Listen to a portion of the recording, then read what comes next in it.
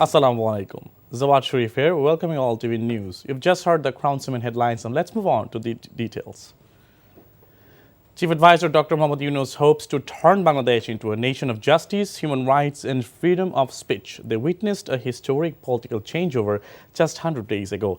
Future Bangladesh will be based on justice, human rights, and freedom of speech, he said while speaking at an international conference organized by the private think tank Center for Governance Studies. The chief advisor said economic disparity, social injustice, and growing threats of climate change all are big challenges on the pathway. Powerful in creativity. I'm always a compulsive optimist. I always believe in the power of idea, power of imagination. I keep on insisting, if we can imagine together, it becomes irresistible. Let us imagine together. Let us create a new civilization. This civilization has failed us. From environmental perspective alone, it has turned out to be a self-destructive civilization. From economic perspective, it has led to extreme accumulation of wealth. When we work as one, we have the power to change the course of history, like we have done in Bangladesh 100 days back.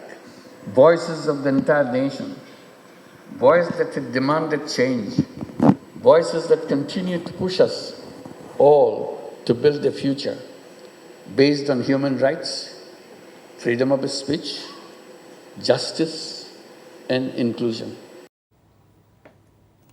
Finance advisor Dr. Salahuddin Ahmed has said Bangladesh is not in financial crisis, but there are some political and economic challenges due to the internal and external factors.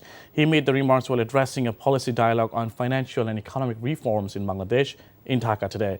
Bragg Business School of the Bragg University organized a seminar on its campus in Mirubadda in the city.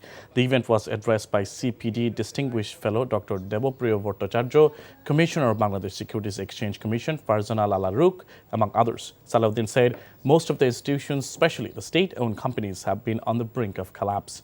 There was no governance and the accountability there. He said the government has been working to bring down inflation and create a market stability by taking different measures like waiving import duties.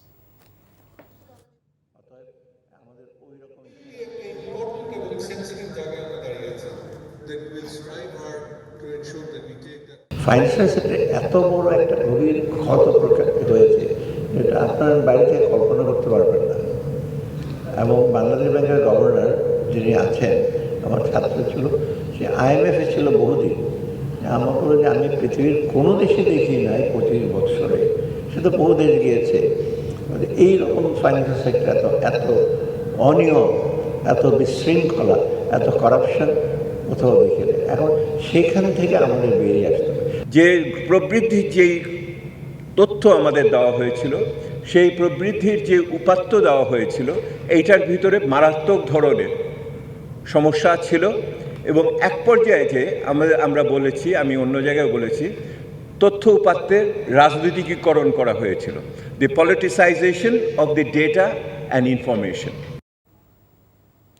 Transparency International Bangladesh Executive Director Dr. Iftikharuzzaman has said that the judiciary has played a facilitating role in establishing Sheikh Hasina's authoritarian rule. He also criticized the section of the media for aiding in the entrenchment of such governance. Dr. Iftikhar made the remarks while inaugurating a training workshop in investigative journalism related to legal affairs at the Midas Center in Dhaka. The workshop was jointly organized by TIB and the Supreme Court Reporters Forum. The judiciary and media's independence are intrinsically linked, he emphasized on this matter. To reap the benefits of functional judiciary, political reforms are imperative. Journalists can play a significant role in driving this change. Austrian Ambassador to Bangladesh stationed in New Delhi, Dr. Katharina Weiser, met BNP Secretary General Mirza Fakhrul Alamgir today. The meeting, which lasted for about an hour, began at 12:30 p.m. at the BNP Chairperson's Gulshan office. Honorary Consul of Austria to Bangladesh and BNP Chairperson's Foreign Advisory Committee member Tasveerul Islam was present at the meeting. The discussions reportedly covered various issues of mutual interest between Bangladesh and Austria without elaborating on specific topics. former Chief Justice Mohammad Fazlul Karim died at a hospital in Dhaka. He was 81 years old. Fazlul breathed his last at a hospital while undergoing treatment there. The Namazi Janaza of the former Chief Justice was held at the Supreme Court today. The judicial activities of the Supreme Court will remain suspended for Sunday. After returning as the Chief Justice of Bangladesh, he acted as chairman and party-appointed arbitrator in the good number of civil and commercial disputes. Rapid Action Battalion stood today by its previous statement over the involvement of the son in the gruesome killing of Salma in Bogora, saying the information was shared based on the confession he made following his detention. The son, named Saad bin Aziz Rahman, confessed to his involvement in the brutal murder in the presence of his relatives, including his father, said Lieutenant Colonel M.D. Munim Ferdos, director of RAB's Legal and Media Wing, during a briefing at the Forces Media Center in the capital's Karan Bazaar. The police and RAB investigations may pan out differently and take different turns in this regard. However, if any negligence from any RAB officials is found during the investigation, they will be held accountable, he added. Yesterday, in a twist, police said 50-year-old Salma was murdered in her house in the Joypirpara area in Bogora's Dupachachia Upazila around noon on 10th November by one of her tenants, contradicting the earlier statement by RAB that accused her son of the murder. Police said Mabia Begum, a tenant at the Salma's house, killed her with the help of two of her cohorts. The police statement threw doubt over the RAB statement issued on 12 November that said Salma's son Saad had killed her and confessed to the killings after he was taken into custody.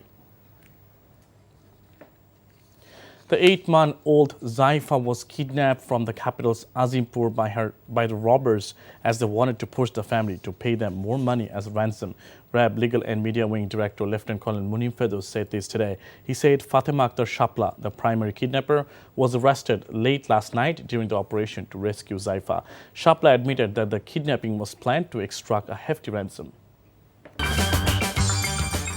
And that is all from the newsroom for now. To know updates and videos of this bulletin, please visit our website www.ntvb.com. Besides, visit our YouTube and verified Facebook page for updates over NTV's all popular programs and bulletins. Our next bulletin, Shandar Global, will be in Bangla at 7:30 p.m. Thank you for being with us and have a good time.